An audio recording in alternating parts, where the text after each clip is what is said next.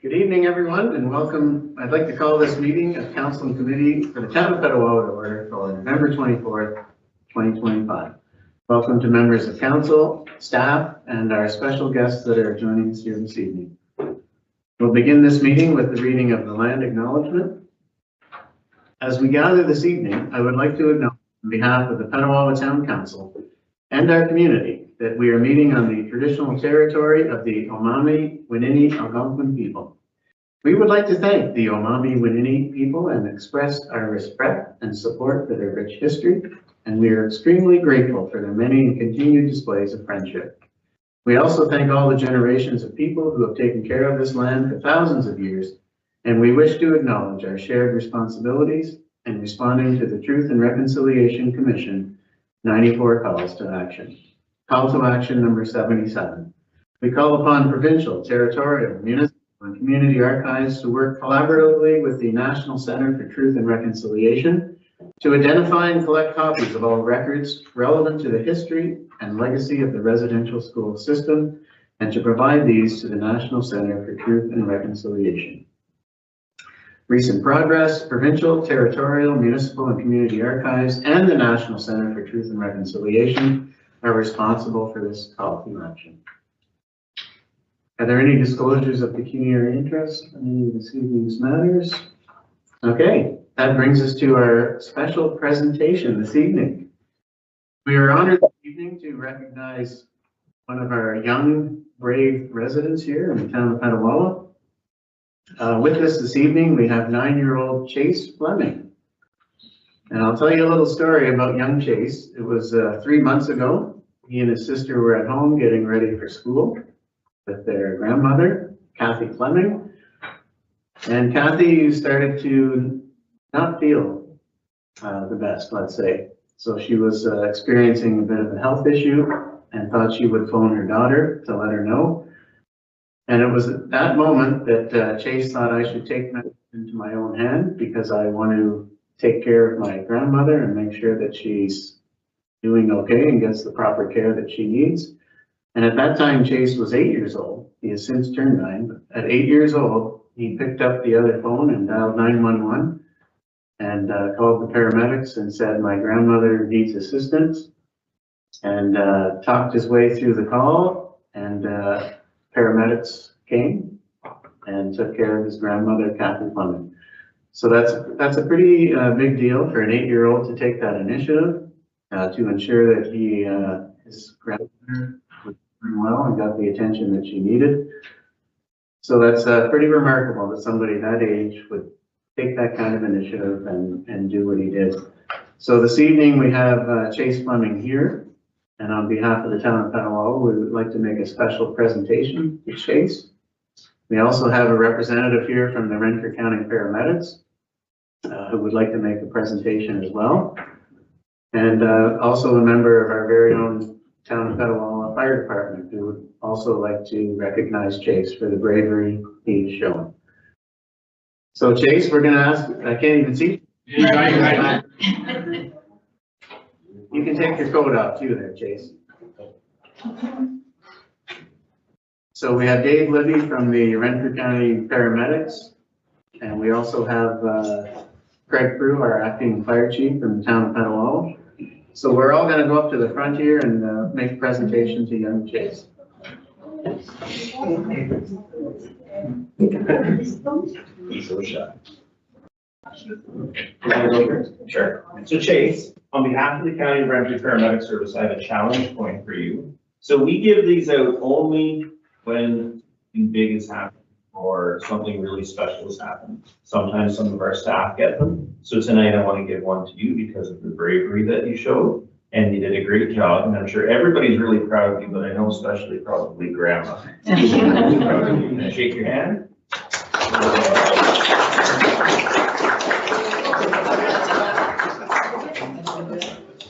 And the fire chief would also like to shake your hand. No, I'd like to shake your hand and congratulate you on the job well done. It's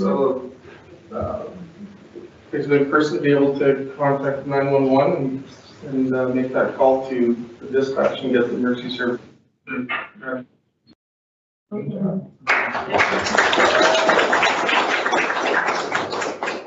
just in time, we have a member of the Just OPP here. making it happen. So we'll call him up to the front as well. Awesome. Sorry, I'm late. That's no problem. So this is young, this is young Chase Fleming who called 911. Attaboy, Chase. Okay, and on behalf of the town of Petawawa, I know you'll be very excited to get this certificate. I'll give you that in a minute. But we also have a special claim here in the town of Petawawa as well. And we normally only give these out to visiting dignitaries and base command and important people. So we thought it'd be appropriate to give you a special town of Petawawa coin for the bravery and the courage you showed at the tender age of 8 years old to help your grandma. So congratulations.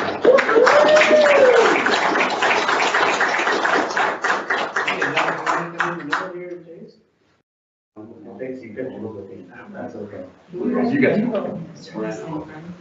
Yeah, no problem. We should go get his picture. Look to you, calm. Look towards me, yeah? Chase, look. Okay. This side first. There we go. Fantastic. Great. Is there anybody else from the family that wants? Oh, we're good. We're just we're more support.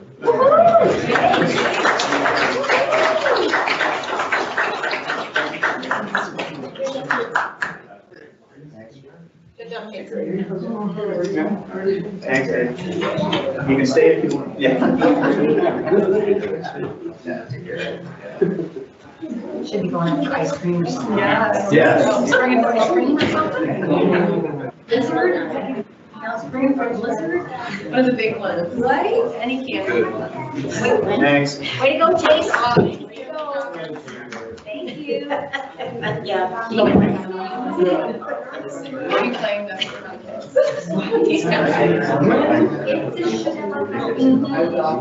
Doesn't matter what What you do, yeah. I'm saying I'm fine, but I'm not fine. I'm saying.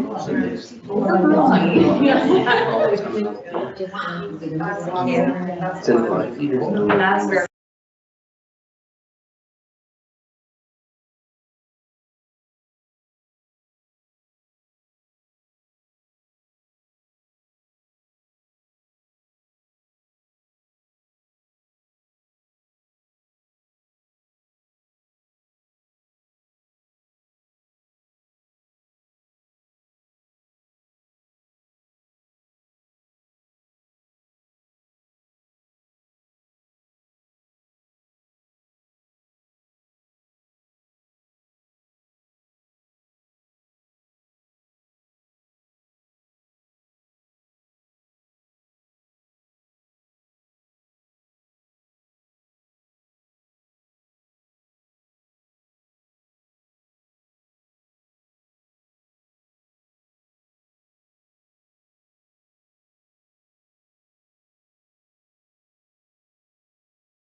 That's my one and only time.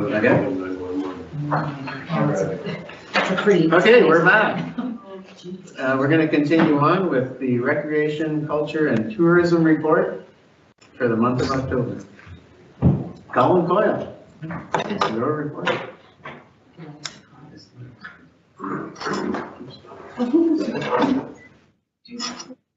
Good evening, Mayor and Council. I'm here with the October month report.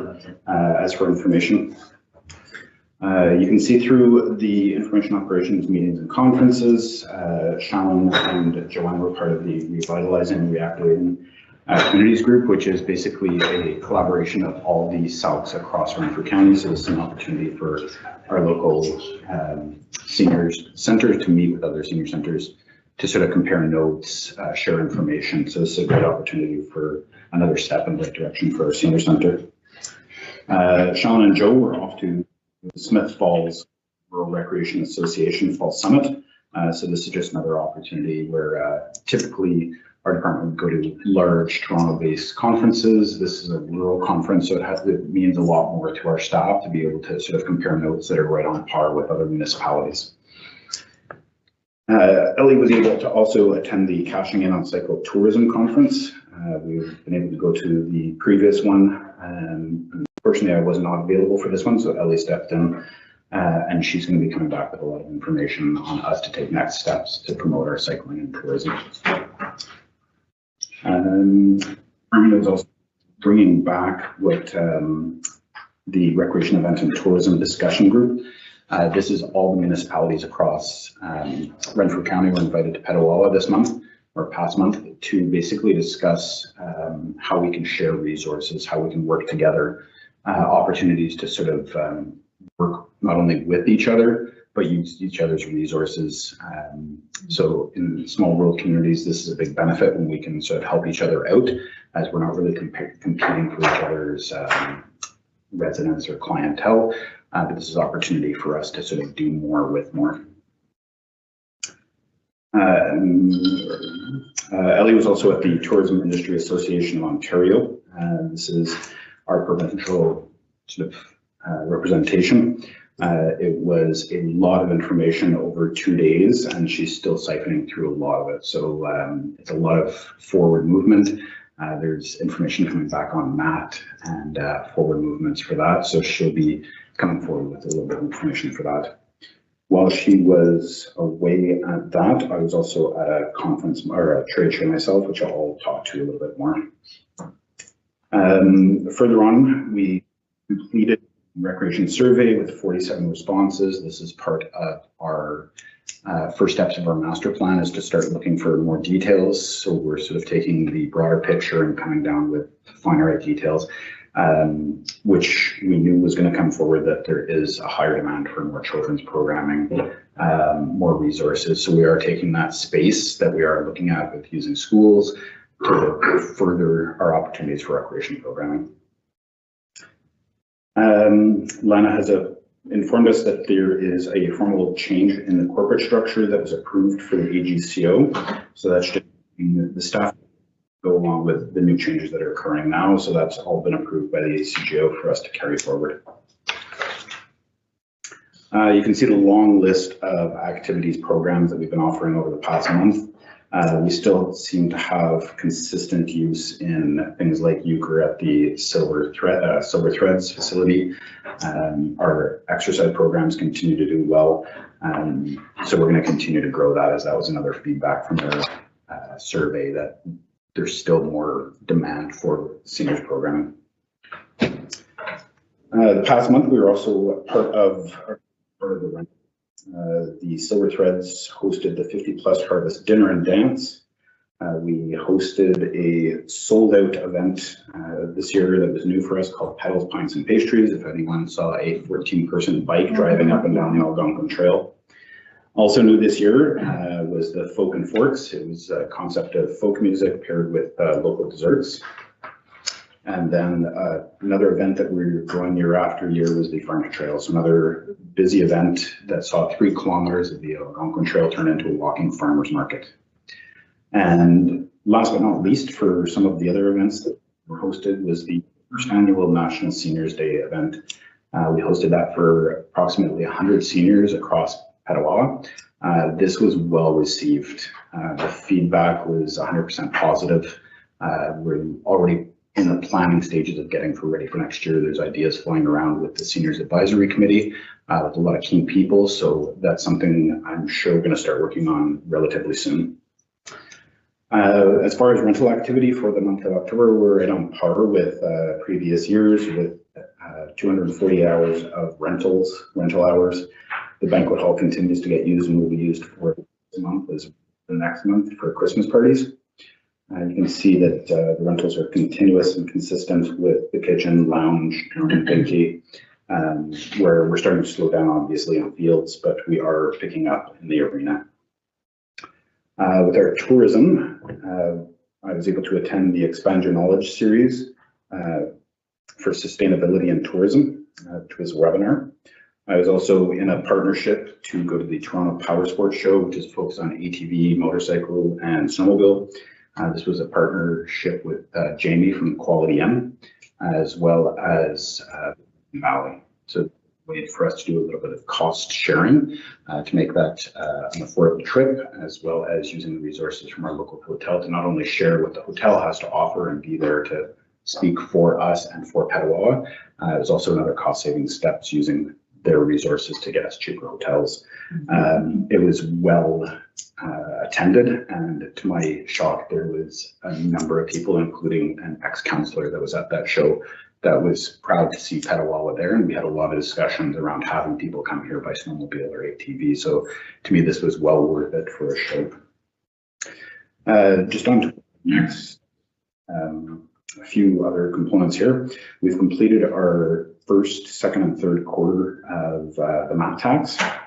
As of this point, we're just short of $80,000, which is online. So we're at $79,428.64 collected so far for the MAT that will go forward into the 2026 budget for recreation and tourism initiatives, programs, and events, which should put us on par or just above for our total budget at an estimated $100,000 for the 2025 year. And last but not least, we also, I've put together a tourism working group with a couple of local businesses to have open discussions on where they see a need for tourism, where they want to see development. So it's using our local businesses to come together to talk about where we can use those maps, where are our shortfalls, where do they want to see growth. This is an opportunity to speak directly to our business owners and the people that, the hotels, the bike shops that see our tourists, act for our tourists. And I'm in the midst of putting together a business guide for the tourism sector that will basically have them as shovel ready as possible. So they have all the answers in one guide in front of them, which was well received by this working group, which we should have finalized in the next month or two. As far as grants, I completed the Blue Jays Care for the Field Dreams grant application for $25,000, which we're still waiting to hear back from. This will go towards the Kittyland Diamond for new benches, dugouts, fencing, and things like that. So that'll be a wait to see. And I'm anticipating the new year we should hear whether we receive that grant or not. And that is the report for October. Okay, thank you very much, Colin. Still a lot going on. I'll open it up for questions from a member of council. Councillor Carmody and then Deputy Mayor Simon. Thank you, Mayor Silvas. Not a question so much as a comment about the National Seniors Day. That was a very well organized event. I feel like I may have already spoken on this. Anyway, congratulations to your team and the Seniors Advisory Committee for doing such a great job of that for, the first go of it. It seemed to work really well. So thank you. Thank you. Deputy Mayor Simon. Thank you, Mr. Mayor. I know the audience, I don't think can hear all those beeps, but I'm going to start to look at my hand in a second. Anyways, very good to see the application for the Blue Jays Care Field Dreams grant application. I hope that you're successful, and wonderful idea for the tourism working group to include businesses and get their feedback. Sometimes we forget about certain segments, and they'll make great contributions. My question lies in the recreation survey, and I know that it's closed, and 47 and doesn't seem very high to me, and I'm just wondering, I think you explained this before, Colin, but if you could just refresh my memory as to where it was advertised, because basing our master plan and further details on 47 responses doesn't seem like a lot, but I'll wait for your feedback. Thank you. So this was just the first estimate. We did have paper copies at our various locations, including the Salk, the Civic Center, as well as putting the survey online, pushing it out onto social media. We don't usually get large number feedbacks with some of our surveys. That being said, we will take some of the information, keep it into perspective, and we do know where we have to sort of develop and grow areas. Some of this information just confirms that. So we're not going to readjust our entire master plan for 47 results, but it does give us some feedback as when do you want a program offered. So this can be items that are trial and error as well. We can offer Tai Chi or working with something at 7 p.m. recommended. I mean, that's going to be that program forever. This is just sort of a stepping stone for us. We'll continue to do more surveys that focus down on certain areas. Thank you, Colin, I appreciate that. Further questions or comments on the report? Yeah, so thanks again. The ramble was fantastic again. As Councillor Carmody said, Seniors Day, great event. And I'm glad to hear that it's going to come back again next year and perhaps potentially even grow. That was great. And the mat tax again, that's a fantastic news about the mat tax that we're probably going to crack the $100,000 mark, which back into, and let's not forget that there's another 100,000 that the county is going to use to promote and advertise everything that's going on in the town of Petawawa. So a great initiative. Okay, if everybody's good, then I need a motion. Moved by Councillor Coutu, seconded by Councillor Roots, that the Recreation, Culture and Tourism Monthly Activity Report be accepted as information. I'll call for the vote. All those in favor? It's carried. And now we'll go have a look at your budget report, though. So the first thing you're going to notice over some of the budget is we're still in the works of the separation of properties and the recreation, culture, and tourism. You'll notice areas where we're significantly over. That is something I'll just be working out with the new budget or with finance to sort of separate those to ensure that those are two different GL lines.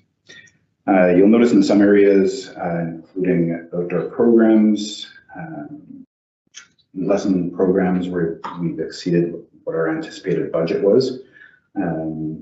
Also other areas, including grants where we've exceeded what we planned for.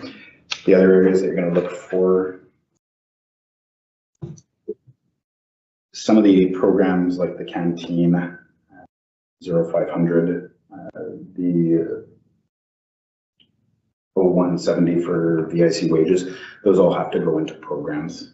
So there's still some moving and some learning process with dividing up the department and taking on new things with the SALC and other areas where we just have to fine tune where the funds are supposed to be going. This would also apply to the training as well. We're sitting at 145%. You can also see that in areas like CPP, EI, WSIB, so on and so forth, those lines.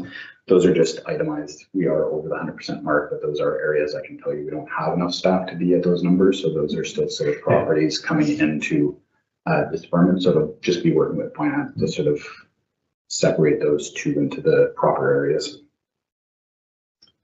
And I think that explains most of it. The items that we are looking at that are low, you can see indoor programs, that's just restructuring our budget. We're at 32%, but on the flip side of revenue, we're at 51%. So even though one side is a little bit lower than anticipated, the revenues are still what we were. So we're still on line to be break even with that portion of the budget. And I can take any questions if there's something that we're looking at. Thank you, Colin. Questions on the budget for recreation, culture, tourism? Councillor Driscoll. Thank you, Mr. Mayor. Thanks, Colin, for touching on those ones already. They were definitely something I had noticed. GL line program staff resources, you're 344%. You explain that one? Yeah, I think that's also at the point where there's some of the staff that are being included into that budget line. We don't have enough resources, yeah. For staff resources.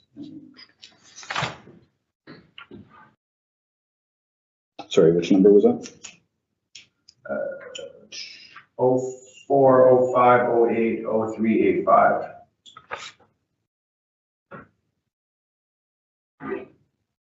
Yeah, that one I'll have to look into why that's so high.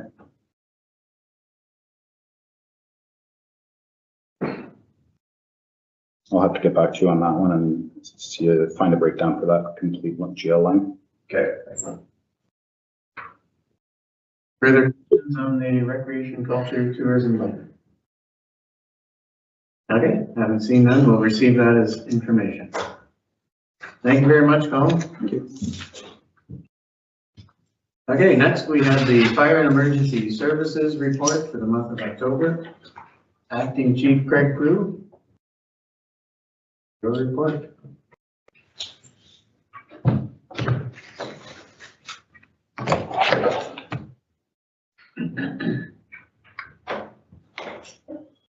Hey, good evening.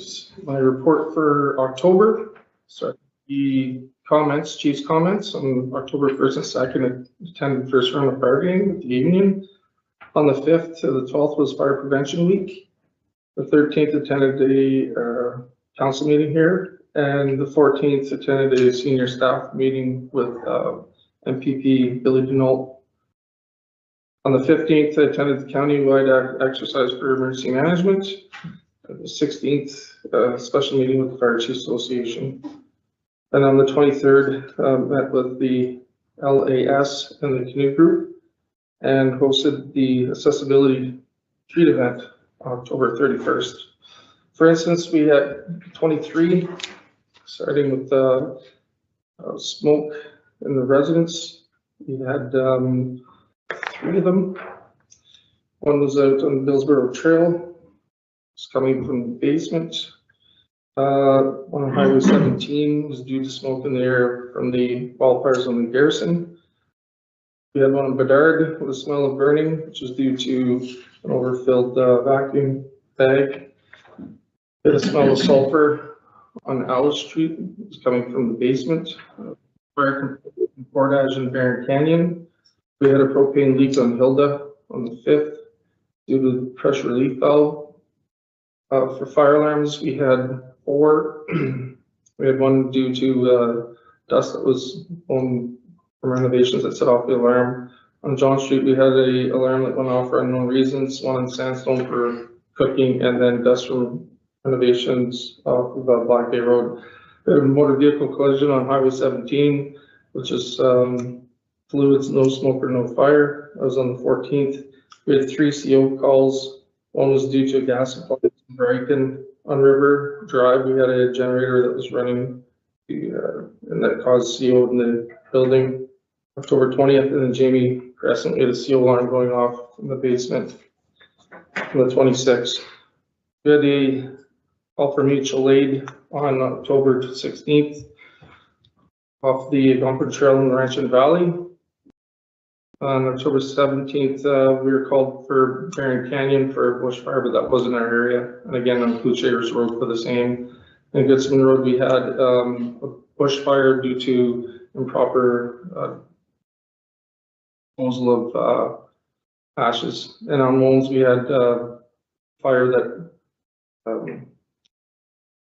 caught onto a structure due to a maintenance person burning weeds near the structure. We had 4 hydro lines down, one on October 19th on Petawawa Boulevard, and again on Petawawa Boulevard, and then Roy Street and McGuire Street. For training, our crews conducted interior attack and search and did time evolutions to cover size up, radio communications, self-contained breathing apparatus, air management, coordinated search, victim removal, and situational awareness and egress planning. For maintenance, we had minor maintenance on some vehicles. We did get our annual pump testing completed for trucks and buildings. Or just station 1, we had an issue again with the septic weepers, but that was corrected. We had all our self-contained breathing apparatus equipment maintained for the year and our hose testing. For inspections, we had 16, multiple areas for the town.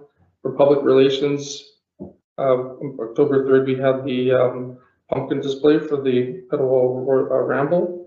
On the 6th, we attended fire prevention presentations at multiple schools, as well on the 7th, 8th, 9th, and 14th.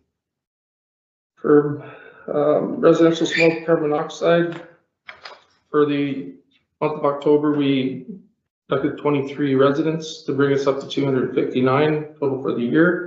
And for recreational permits, we had a starting total of 940 and finished with 935. And that's my report for October. Okay, thanks, Greg. A pretty busy month of October, lots of incidents, lots of training, lots of school fire prevention stuff. I pride myself on knowing most of the streets in the town of Petawawa, but I had no idea where Billsboro Trail was. I had to look that one up. Okay, any questions or comments on the report? Councillor Donovan. Thank you, Mr. Mayor. Just a quick comment. Craig, I want to pass on thanks from the Accessibility Committee for your support over the street accessibility event. It was really well done. Thank you. Thank you. Deputy Mayor Sadler. Thank you, Mr. Mayor, through you to Craig. It's also a thank you to you for your Services United event. This is our second year, and it was at Laurentian Valley, and you put a lot of time and energy into that, and as do members of your team, and I think Petawawa was very well represented, so thanks for your contributions towards that. Thank you. Further questions or comments on the report? Okay, if you're comfortable, I need a motion. Moved by Deputy Mayor Sadler, seconded by Councilor Carmody, that the Fire and Emergency Services monthly activity report be accepted as information. I'll call for the vote. All in favor? Carried. Okay, next we're going to go to the implementation plan 2025 Master Fire Plan. Craig, and you brought some backup. I brought some backup, just in case. Emotional support. So the implementation plan, obviously was the first that we've ever completed one of these, and it was a good exercise because we learned a lot about how to bring a roadmap to you on how we're going to capture the 71 recommendations. We're not going to be able to capture every one of them, but we put together a plan.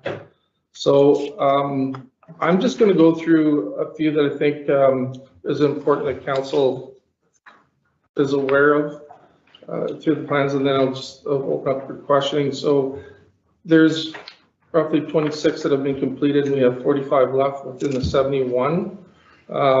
There's a lot here that will take 1 to 3 months, 1 to 3 years, or in a 5-year period. So we went and looked to see what was a capture, what we could capture, and what was attainable through the team. So number 15, the computer software, we're still working on this, and this has been in the works for a few years. I think we're very close right now. We have 2 software programs that will help with our municipality, but also these software programs correspond with dispatch, which we didn't know. So some dispatch that have computer aided dispatch systems, they can actually start the paperwork for us if we have the proper software that corresponds with their agency. So because we're still investigating that, didn't want to just jump in and just buy the software that we think it's our need. We want to make sure that it is going to fit our needs.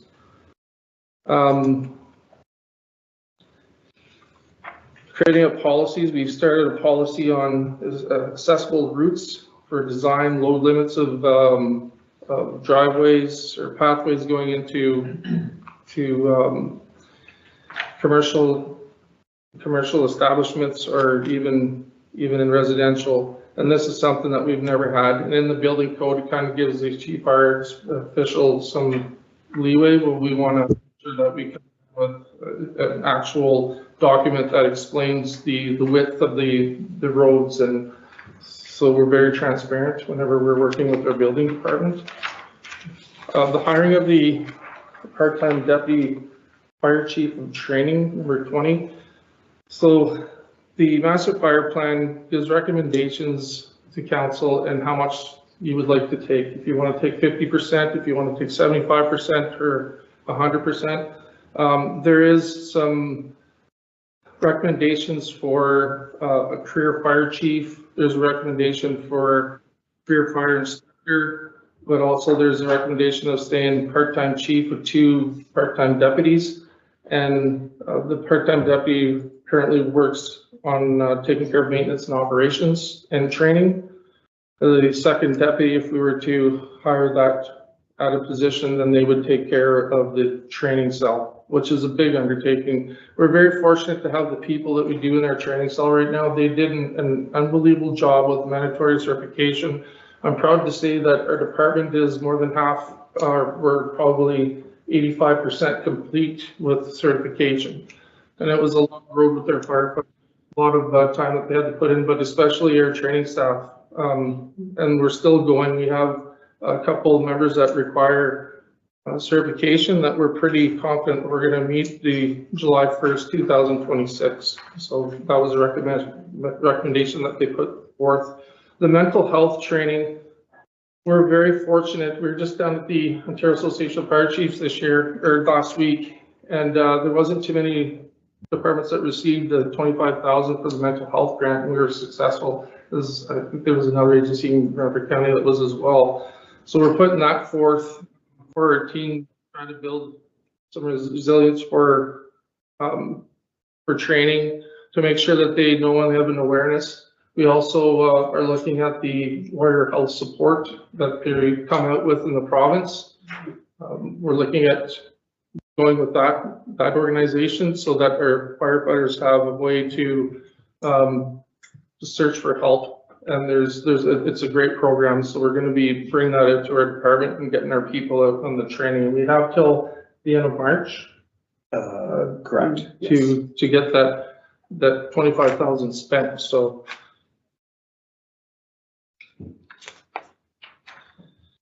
the other one is the regulating bylaw. We have most of it completed.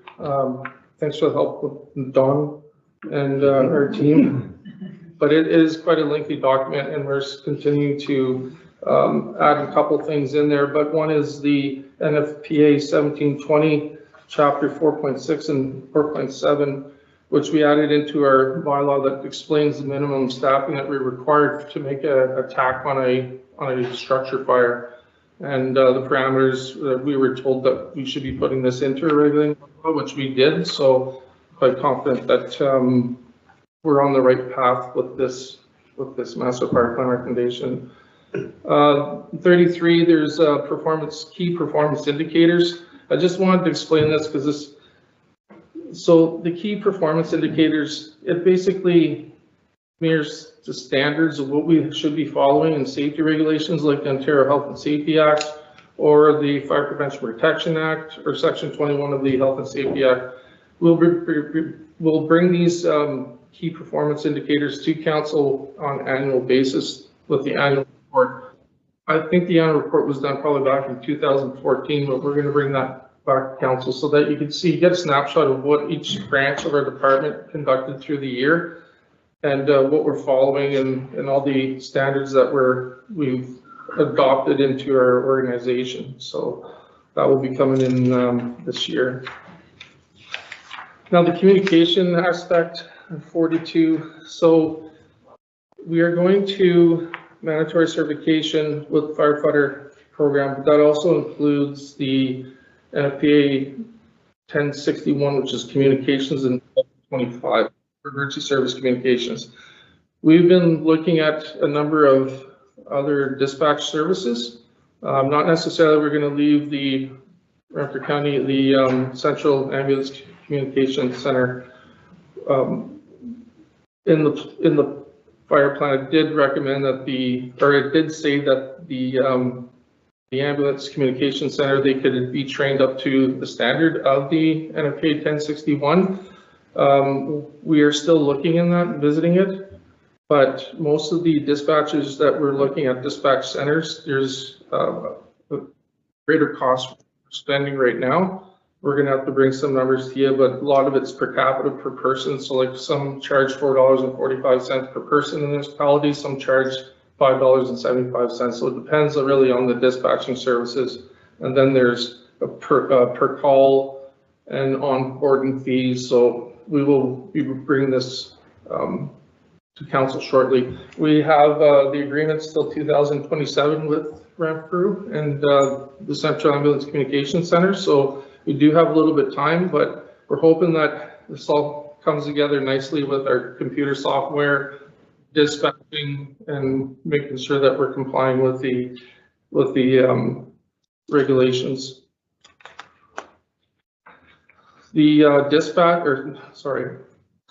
radio system. So we had a study done last year on our radios to see where we're at with the fire department as well as the public works. We are in good shape right now, but we're going to have to look at upgrading our communications in the next 3 to 4 years. And that's gonna depend on a lot, if we're gonna be going to an analog or digital radio system. So if we decide to go to a batch that has internet capabilities, then we're gonna have to possibly look at changing our systems to a digital, which is a newer style of radio. And the upgrades could be quite a bit, but we'll bring that business plan forward.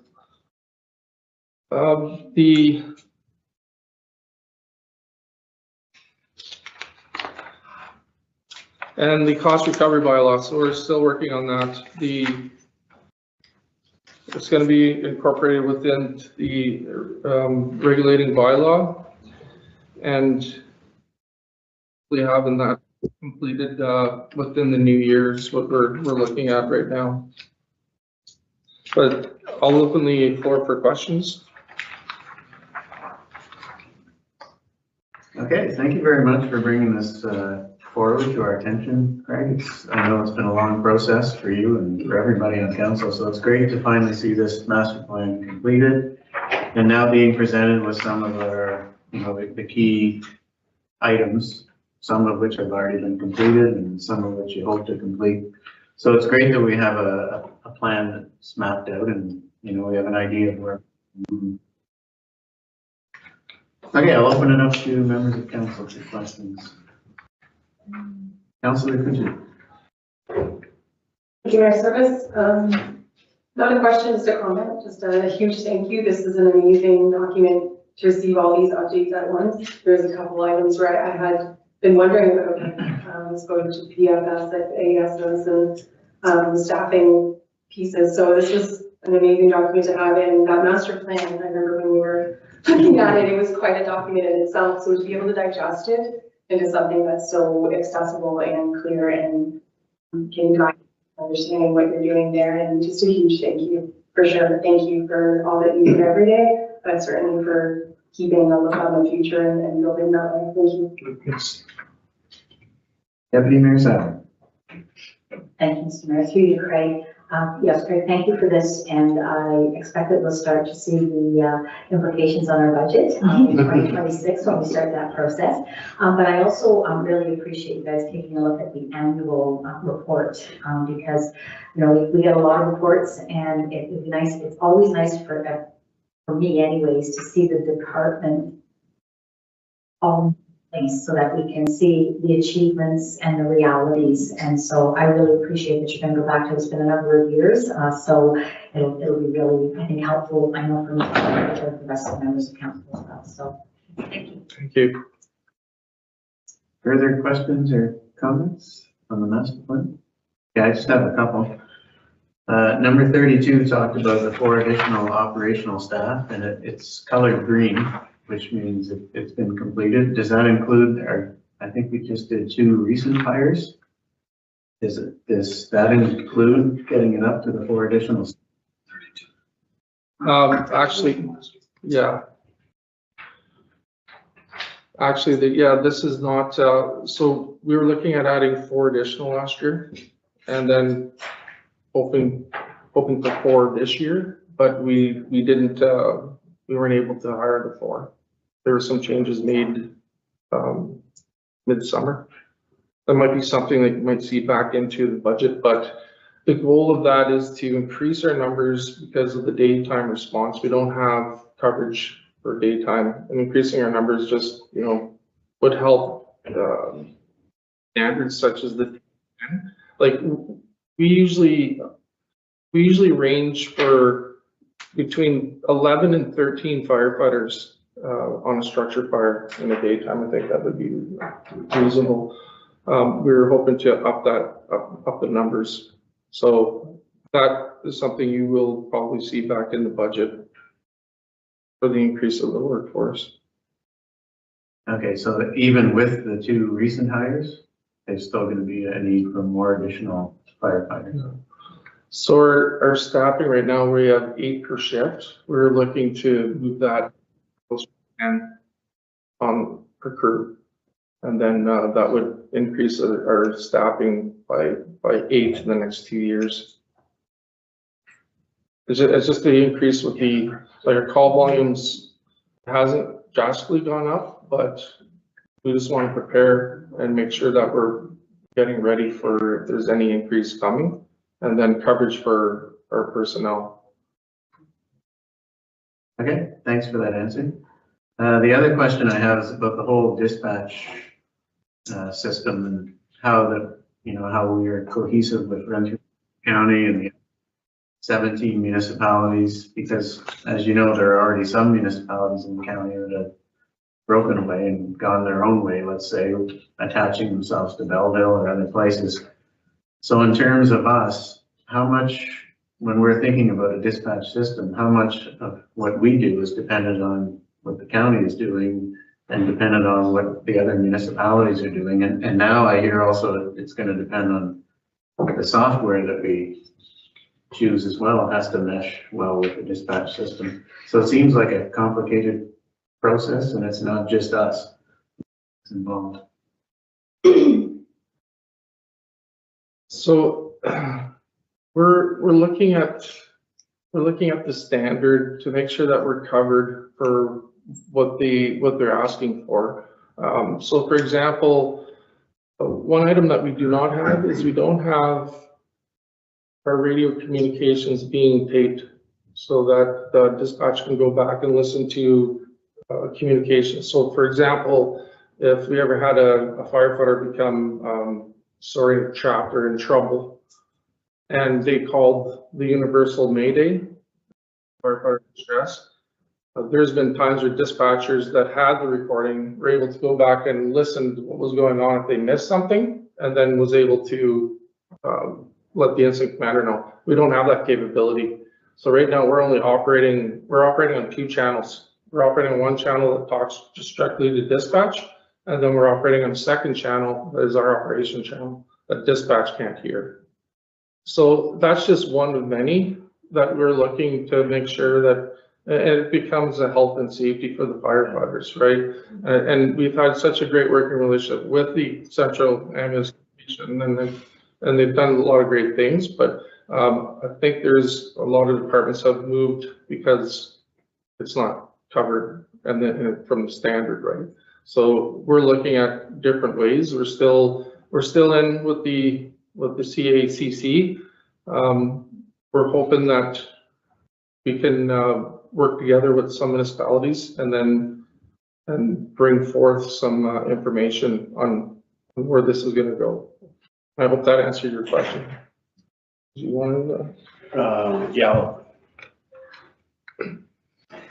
I'll just chime in. Something I can say, talk to you, but I think the further with that is, yeah, there is benefits, there is pros and cons when it comes to every dispatch center. And I think what you're alluding at is because the majority of the county is with one dispatch right now, that's definitely a pro. And it is, there's definitely benefits having a dispatch where instead of them calling another dispatch center to get, if we're working with a mutual aid or whatever, but multiple, it doesn't hurt that. I guess what we're saying is to explore other options. A lot of municipalities across the Ontario do that, and the communication centers talk amongst each other. So there is definitely pros and cons, and I hope maybe that was part of what you were going for. Yeah, no, that's good. I appreciate your explanation. I guess the bottom line is it would make sense if everybody was using the same system, and presently that's not what's happening in Renfrew County. And what often happens is the more municipalities that break away, the higher the costs become those that remain with overall county system. So I don't know what the solution is. I guess the best solution would be if all 17 plus Pembroke and Petawawa got together and said, this is the best system. And it has all of the features that we require. And it's the best for the safety of our firefighters. And we all got together and went with that one system, shared the costs, and it would be cost beneficial to all of us. And it would be beneficial that we're all using the same system. But I don't know if that's going to be possible, but I guess in the end, Petawawa needs the best system for us. Okay, any other questions or comments? Councillor Kerman. Thank you for your service. Just a quick one on, as we up our staffing complements, we know that there's obviously base costs associated with that, but there will be some ripple effect with that as well. Like, for example, on calls, we can expect more people to be answering. So through the course of a year, any feel for how much of an increase that would be for costs associated with all calls?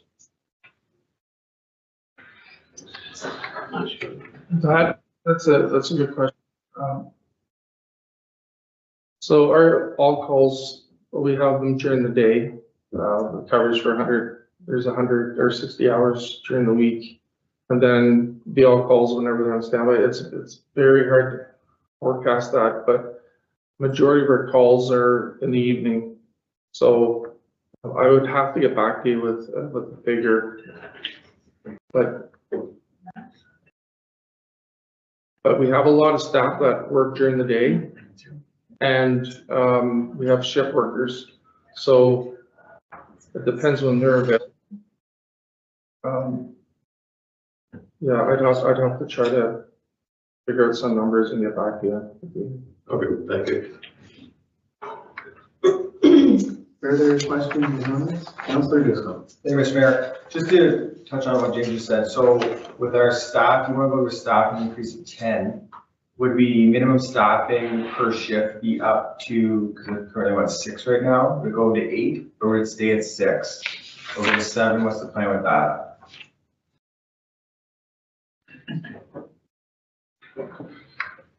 Well, we would look at possibly moving to 8. And that's our regulating bylaw right now is we're looking at a 6-person response for structure fire. The nice thing about going to 8 is that there's that added security for health and safety of our firefighters. So if we had if we had crews of 10 and they were allowed to go down to 8, someone has to run into Pembroke groceries or whatnot. It was just the added staff would be for health and safety and cover part of the standby for those that need time off. Yeah, no, we should move to 8. Like, I don't want to see, we move to 10, but all of a sudden you can still have 6 on all the time, because if someone has an easy, they're just running. Because how often do you run at minimum staffing on an average standby? We find that the biggest problems are the long weekends and the holidays.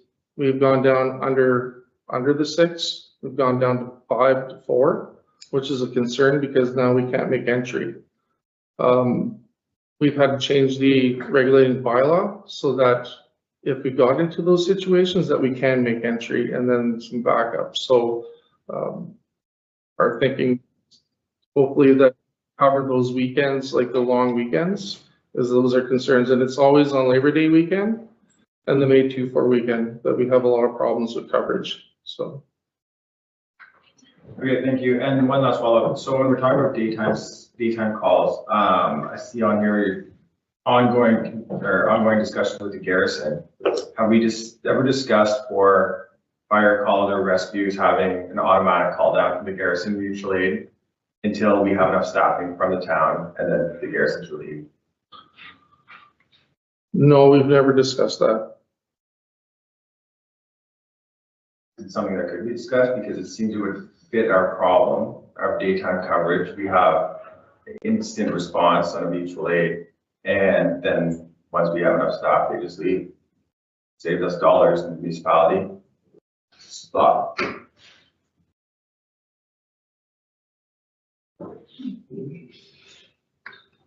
It could be looked at, but we haven't discussed that at this time. Okay, any further questions or comments on the fire master plan?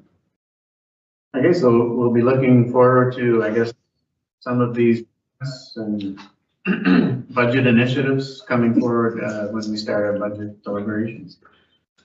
Okay, so if everybody's comfortable with that, I need a motion. Moved by Councillor Root, seconded by Councillor Driscoll. The council accepts the implementation plan 2025 for the master fire plan for information, recognizing any items requiring a financial commitment will be addressed during budget deliberations.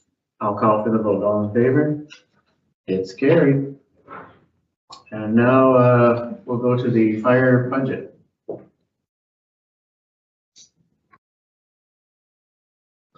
So the fire budget, we are still working on it. There's some large expenditures, but we've completed some projects, most projects. Like currently right now, we're looking at the purchase of the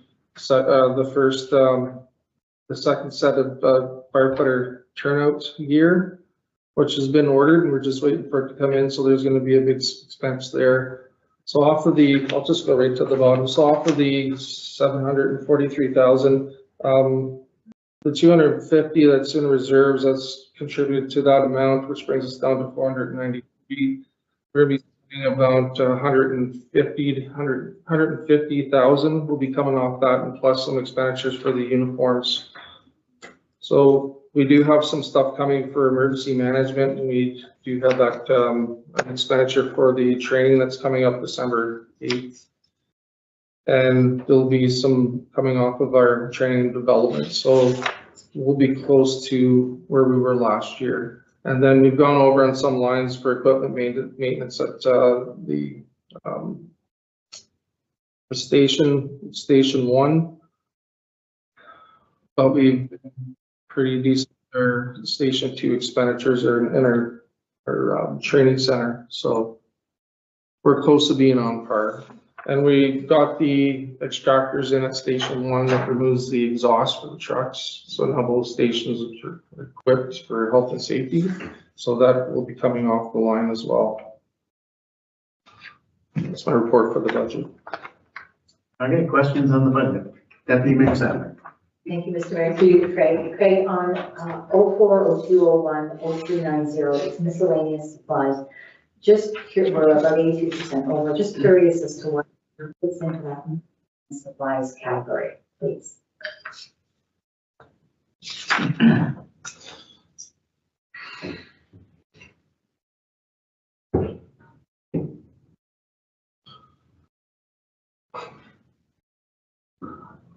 I have to get back to you.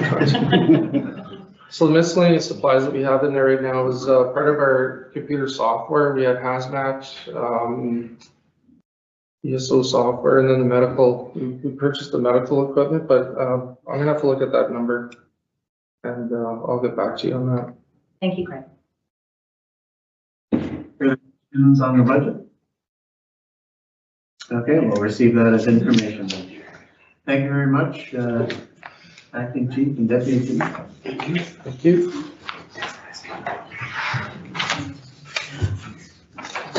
Okay, next up, Public Works PW-33-2025, winter maintenance of Pittsner Road and proposed amendments to bylaw 160/00. Chris, this is a blast from the past. Yes, housekeeping, mayor service, and members of council. All right, so a little bit of background on this item. In October of 2000, Town Council of the day approved a road service standards report and directed staff to prepare a bylaw to follow up on council decision. Bylaw 160/00 was adopted on November 6th of 2000. And the bylaw is attached for your reference. The bylaw sets forth roadway service standards for summer roads. The bylaw deals specifically with sections of Summers Road and Pittsner Road.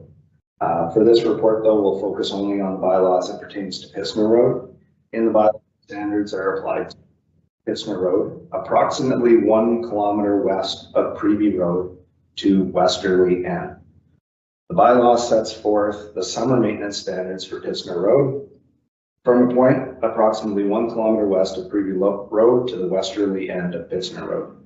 The section of Pittsner Road that currently receives maintenance standards as set forth in OREG 239/02 minimum maintenance standards extends approximately 830 meters from Previe Road westerly to the paved cul-de-sac. The Public Works Department was contacted by Mr. Wayne Dando on November 11th, 2025, requesting winter control operations be conducted on Pittsner Road for an additional 170 meters to coincide with bylaw 160/00. So going back in time to August 24th, 2020, the Director of Public Works at the time, David Unruh, and I was also involved with that at the time as Public Works Manager, outlined a similar discussion involving Mr. Vando surrounding bylaw 160/00 and sought to clarify the issue. Unfortunately, the matter was not concluded and a revised bylaw was not brought back to council. So from 2020 to the present, the only thing that changed is that the 830 meters of Pistner Road that we're talking about this evening has been paved in 2022.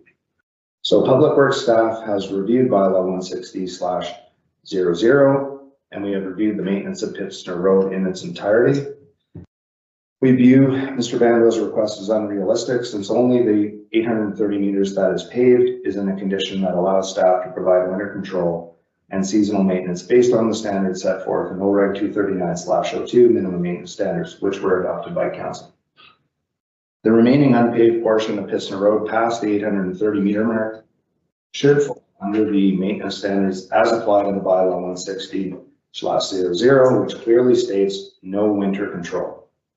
The gravel portion of Pistner Road is not constructed to a municipal standard that allows staff to safely provide operations, and there is no turnaround for the plow trucks past the current paved cul-de-sac.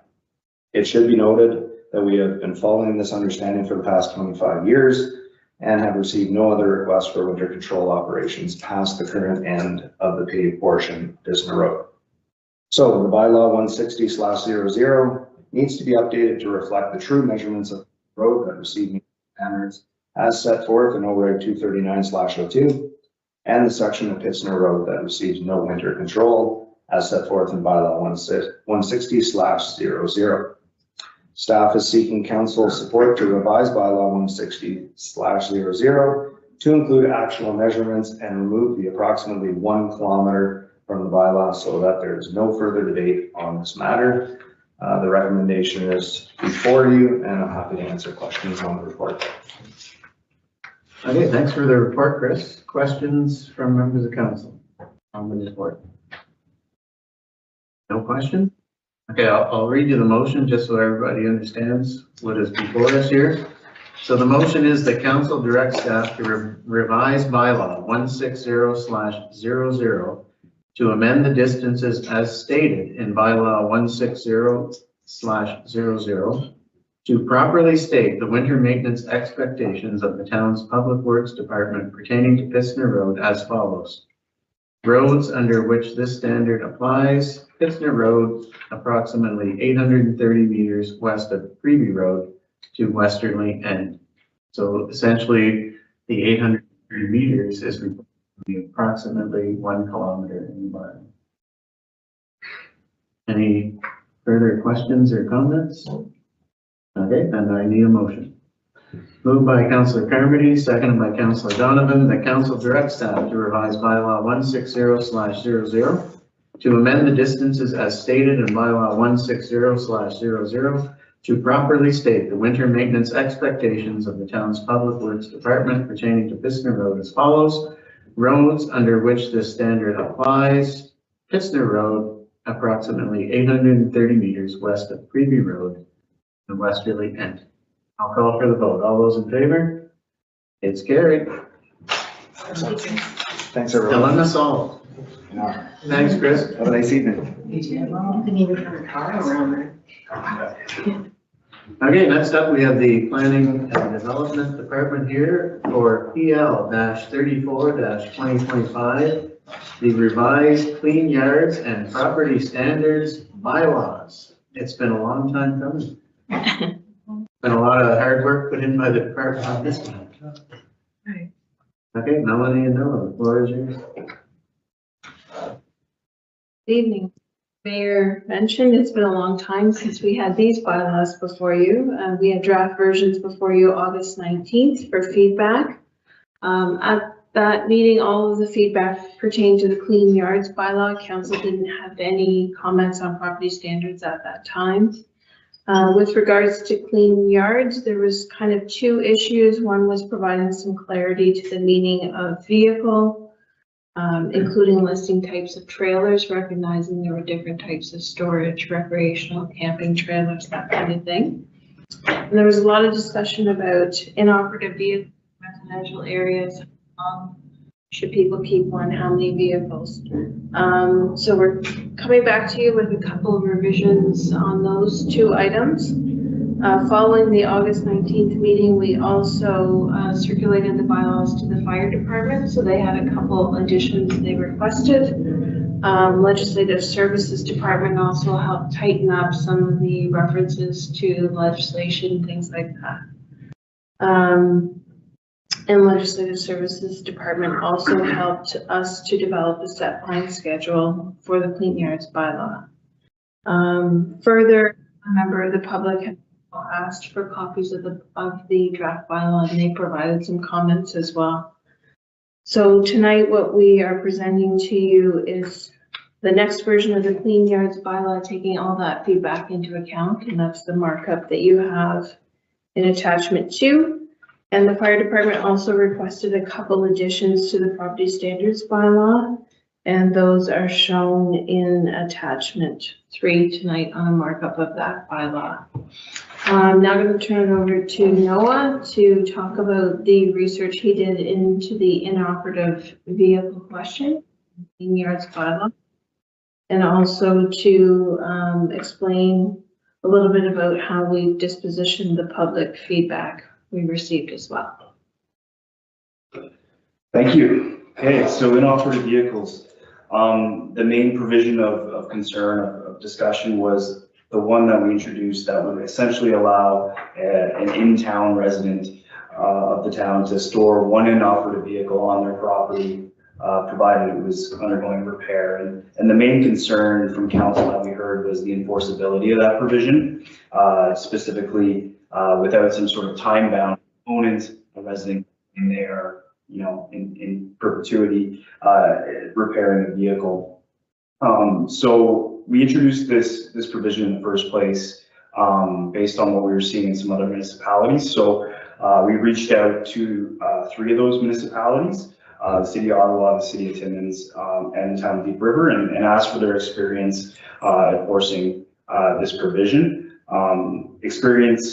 Length of experience enforcing it varied, but generally the feedback was that this isn't really a problematic provision, and typically time-bound component of concerned about is addressed by law enforcement. They do have tools such as asking for receipts to prove that a part is on order.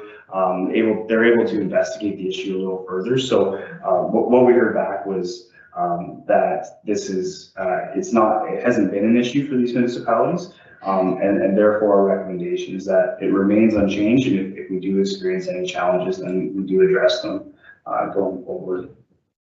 Regarding public feedback that we did receive one comment, as Melanie stated there. So the comment can really be boiled down to concerns with enforcement and the definition of natural areas. So on the topic of enforcement, we did come up with a set fine schedule with the help of Dawn, and it's attached here. And this is, as we talked about last time, this is a Provincial Offences Act set fine schedule. So essentially we will be able to, with judicial acceptance of this schedule, be able to impose fines for non-compliance.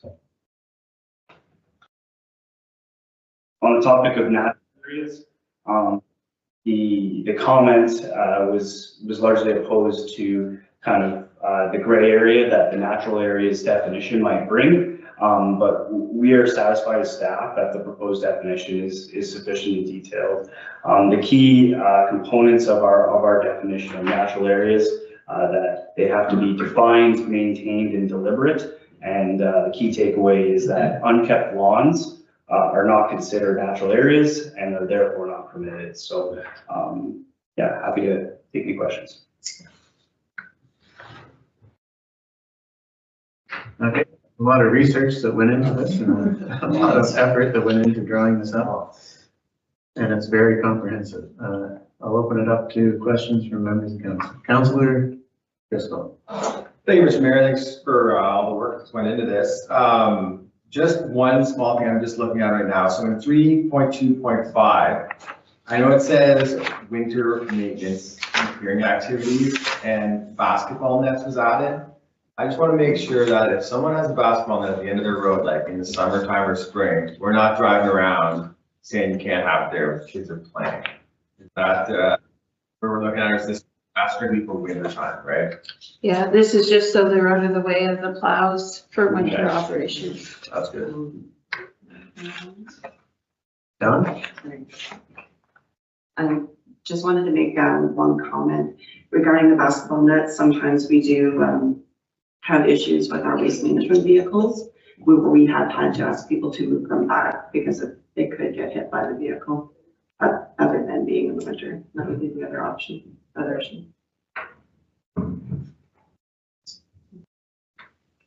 So I guess what I'm hearing is it's okay to have the basketball net, as long as it's up grown enough that a garbage truck is not gonna hit it or something. Further questions or comments? Councillor Dunn? Thank you, Mr. Mayor, through you to Melanie and Chairman, or Noah. Sorry, Noah. Just with regards, the application of that finding schedule with regards to business properties, does it all fall under the same bylaw? I just need a bit of education on that.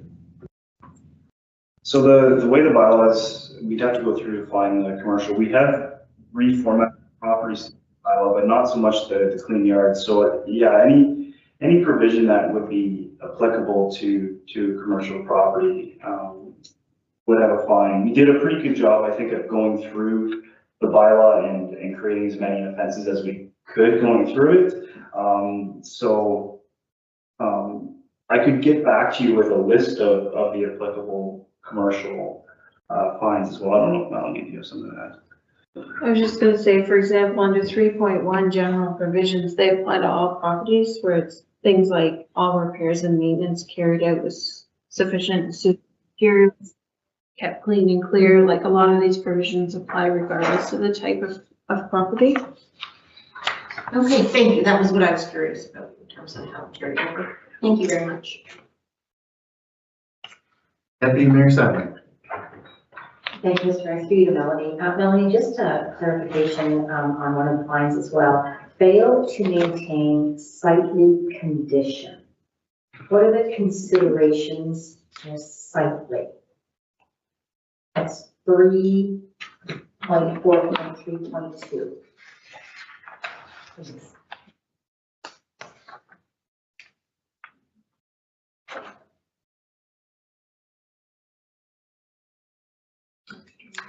So that provision is in the outside storage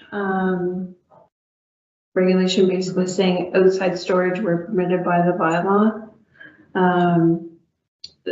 That is a bit of discretion on the part of the bylaw officer. But basically, if you look in open storage in the zoning bylaw, it talks about screening from the road or from neighbors. So basically, what this bylaw is saying, we're allowed to have outside storage. It needs to be kept. It can't just be things kind of thrown all over the ground. But it is a little bit subjective. Okay, so it's not the building itself, but more the stuff. It's the stuff. Thank you. Yeah. Yeah, because it is in the outside storage section of the bylaw. Yeah. Further questions or comments on revised clean yards, property standards, bylaws? Yeah, it is very detailed, and I guess with our new contract coming into force soon, we'll have to keep our new contractor up to date on our new bylaws and standards so that they are able to properly enforce them. So there are no further questions or comments? Okay, if everybody's comfortable, then I need a motion. Moved by Councillor Coutu, seconded by Councillor Driscoll. The council directs staff to present the revised clean yards and property standards bylaws at a future meeting of council for adoption by bylaw. I'll call for the vote. All those in favor? It's carried. Thanks again for all your work on this. Next, we have PL 35 2025, the extension of draft approval for Radke Estates Phase 2 subdivision, file 47-P-17001, part of lots 19 and 20, concession 6, Murphy Dorn Road. Melanie. Okay, so Radke Estates subdivision is ongoing. It's being developed in phases. When the county issues draft approval to the entire subdivision, it has a 3-year window. It expires after 3 years. And after that initial 3 years, then draft plan approval has to be received every year, annually. So we're working through the phases over in Radke. Phase 121 was final approved earlier this year. Homes are being built in it. We're working on phase 2 right now with the developers with final approval anticipated for next spring. Phases 2, 3, 2, 4, 2, 5 are following. So while we're working through these phases, we still have to do these annual draft approval extensions.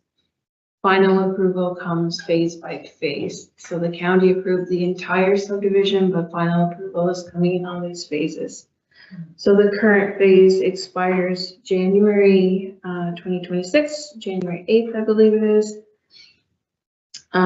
So the developer has requested an extension, and the extension process is basically they've requested an extension.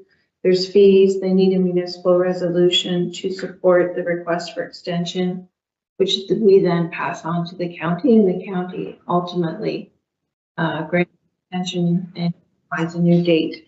So the request tonight is for that municipal resolution to support the draft approval extension. Okay, thanks. Questions from members of council? Councilor Carmen. Thank you, Mayor Service. Thanks, Melanie, for bringing this forward. But it seems to me that we've granted multiple extensions for just about every subdivision that's ever been developed, that I can remember anyway. And we've never denied one, obviously, but there doesn't seem to be much rationale or reasoning for 12 months. Why don't they make it 24 months or 36 months or something? Well, other than to add extra paperwork for the developers and more bureaucracy, getting houses built slower. Yeah. It's exactly a discussion we had earlier today, is that with all the initiatives that have been brought forward to build housing faster, a year is nothing in developing a subdivision. So it is frustrating that it is this annual process. But that is provincially driven through the Planning Act. I find it odd with all the changes the province has made to speed up the process, that wasn't one of the things that they considered altering. Agree. Further questions or comments? Okay, if you're comfortable, I need a motion. Moved by Councilor Carmody, seconded by Deputy Mayor Sabrin. The council supports the extension of draft approval for Radke Estates subdivision phase 2. I'll call for the vote. All in favor? It's carried. Thank you very much, Melanie. Okay, next up, we have Legislative Services Monthly Activity Report for October. CAO. Thank you, Mayor. Thank you, Mayor Service, through you, the council. Guess this will be one of my last ones. I keep saying that, but very pleased. So. I'll give you a brief highlight of overview of the monthly report for Legislative Services for last month. Under animal control, we had under calls for services for October, we had 8 stray cats and 4 stray dogs that were retrieved and brought back to the OSPCA. We had 4 complaints of excessive dog barking in areas around Armstrong, Spruce Street, Dorn Road, and Norman Street, and the owner received a verbal warning in each of those cases. We had 1 complaint of excessive noise from a rooster. So our first complaint on the rooster on Sylvan Drive. And the Planning and Economic Development Department has issued a notice to that resident of that home under the zoning bylaw.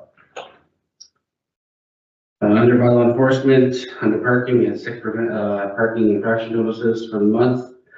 We had a complaint of a vehicles parked without the accessible parking space or in parking accessible spaces, sorry, at the Valor School. And the municipal officers attended during the high volume periods, and they issued warning notices and also ticketed one vehicle.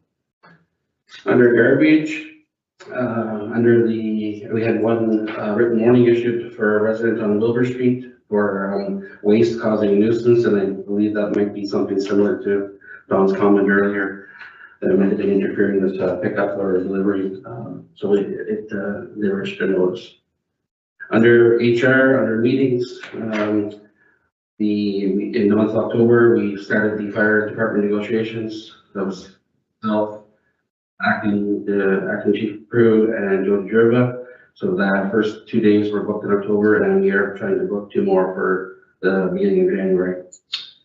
On October the 21st, Jody and myself, we met with one of the the applicants who were bidding on the compensation review for potentially for 2026. If council endorses that in our budget, we have a couple offers of three people who, 3 businesses who put in quotes. So we're going to be more bring under recruitment, happy to report that we're getting close to the start of our Director of Finance, who starts on December the 8th. So we completed those interviews, and the position will be filled shortly. Under Commissioner roles, we had 41 requests for services for the month of October.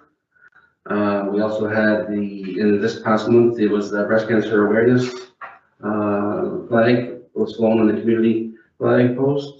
And under council requests, we had 13 requests in the month for certificates of recognition. The mayor, those were completed and handed out. And under meetings and other activities, you'll see a long list of meetings that either myself, Dawn, or Kate participated in the month. And I'd be happy to take any questions if council has any. Thank you. Another busy month in legislative services. Questions or comments on the report? I don't see any. So I need a motion to accept the report. Moved by Councillor Roots, seconded by Deputy Mayor Samrin, that the Legislative Services Monthly Activity Report be accepted as information. I'll call. All in favor? It's carried. Next, we'll have a look at the budgets. Paula, are you coming forward to? Oh, sorry, Give us a little summary on the budget. We'll start with the Animal Control Bylaw Policing Budget Report. You're up, Paula. Thank you. Okay, so basically the Animal Control Policing Budget Report, the revenues showing that we're at about 58% of the year anticipated. The expenses, they're totaling the 1.589. That's with everything from property maintenance and the rent, etc. Revenues factored into that. Are there any questions on this one? It's pretty one page. It's not huge, so I'm just curious. Any questions? Questions on the Animal Control Bylaw Policing Budget Report? Okay, so we'll receive that one for information. Next up, we have the Administration Budget Report. So the administration, again, it starts off with the revenues and the different accounts. There are interest earned on the different accounts, the expenses, the different salaries, staff recognition, office equipment maintenance, everything right down to the EDI committee, the PACC committee, and so forth. It does show our capital and the purchases in the IT and the FFE, the town hall renos listed in there recent, fire hall design, and everything else. Any questions? Questions on the administration budget? I do. Councillor Dunn. Thank you, Mr. Mayor. I'm just trying to find the sheet that was on. You mentioned the interest. Yes. The earned accounts.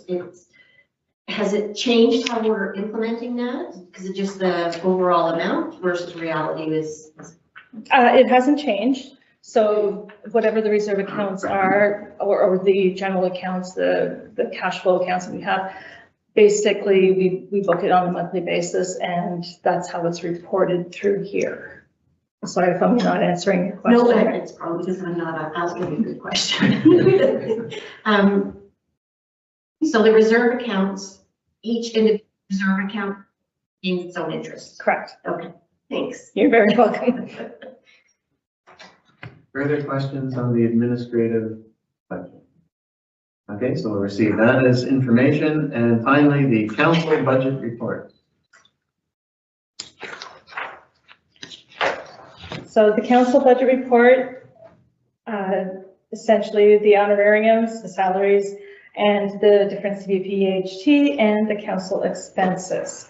There, we are about 80% for the per diems and the mileage for the conventions, and 81% are 11 months into the 12 of the year. Any questions? Questions on the council budget? Deputy Mayor Simon. Thank you, Mr. Mayor. Paul, I hope you didn't just answer this question, but I'm looking at our council honorarium budgeted at 6,000. And we've spent 207,000.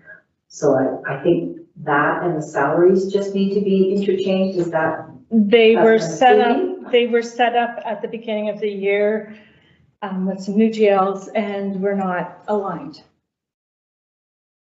So they do have to be, they do have to be brought into the one. There are a few wage accounts that were similar to that in Public Works and such, where we would like to break it out a little bit more detailed for next year. Yeah, and I think what I'm hearing is we're good. Yes. Thank you so much. Yes, you're welcome. Further questions on the council budget report? Then we'll accept that as information. Thank you, Paula. Thank you. Okay, we have nothing for general matters, nothing for close, so I need to adjourn.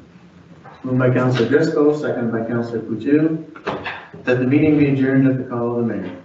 I'll call for the vote. All in favor? It's carried.